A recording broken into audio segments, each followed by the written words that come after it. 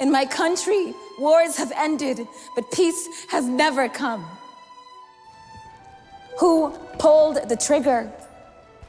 Who bought the bullets? Who sold the guns? Who will stop the war? Who will bring the peace? Who decides who lives or dies? Tell me how to make it stop. Tell me how to make it stop, Sudan, Baladi. Who did this to you, my love?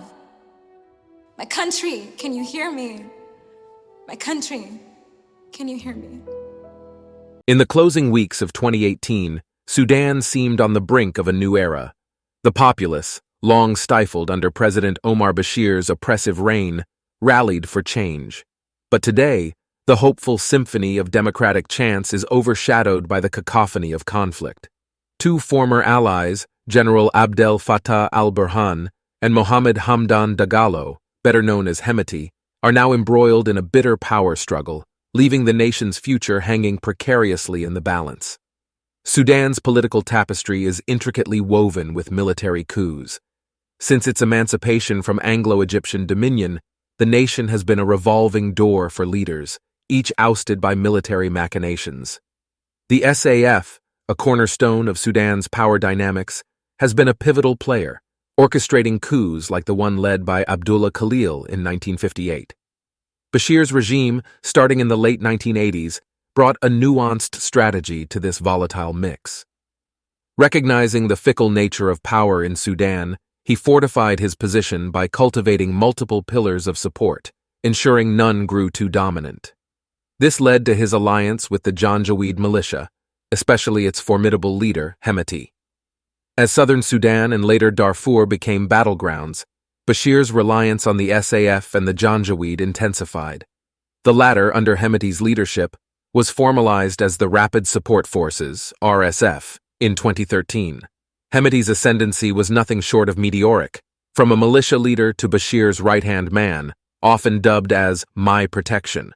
However, by 2018, cracks began to appear in Bashir's fortress.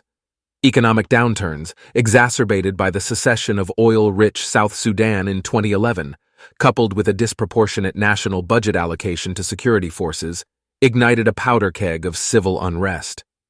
The SAF and RSF, once Bashir's bulwarks, now viewed him as expendable. In an ironic twist, these forces, spearheaded by General al-Burhan and Hemeti, deposed Bashir in 2019. The initial jubilation was short-lived. Burhan and Hemeti, once comrades in arms, soon found themselves at loggerheads. The bone of contention was the proposed integration of the RSF into the SAF. While Burhan championed a swift 2-year merger, Hemeti, protective of his power base, proposed a protracted 10-year timeline. Today, Sudan is a nation under siege. Burhan, leveraging the SAF's air force, has been implicated in numerous civilian casualties. Hemeti, buoyed by his financial clout from Darfur's gold mines and international connections, continues to bolster his ground forces.